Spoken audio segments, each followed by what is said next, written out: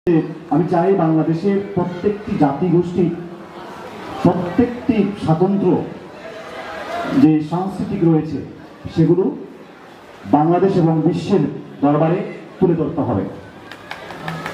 শুধু তাই বলেন নাই, যে তিনি বলেছেন ঢাকা সহ বাংলাদেশের প্রত্যেকটি অঞ্চলে যেখানে যেখানে বাংলাদেশে বাঙালির বাইরে যে সমস্ত জাতিগোষ্ঠী রয়েছেন, আদিবাসী রয়েছেন, তাদেরকে তাদের সংস্কৃতির মধ্য দিয়ে আমরা বাংলাদেশকে একটি বৈচিত্র্যের রাষ্ট্র হিসেবে বিশ্বের মাঝে আমরা দেখানোর যে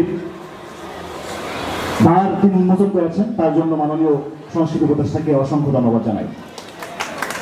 স্যারকে একটি রাত্রে কল দিলাম, সুবিমল আমাকে বললেন যে দাদা স্যারকে কি নিয়ে আসা যায় কিনা।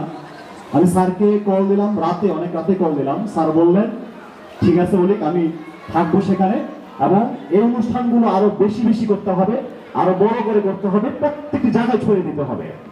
যে বাংলাদেশ শুধুমাত্র একটি জাতির না, বাংলাদেশ বহু জাতি, বহু ভাষা, বহু সংস্কৃতির দেশ। সেই হিসেবে এই রাষ্ট্রটাকে আমরা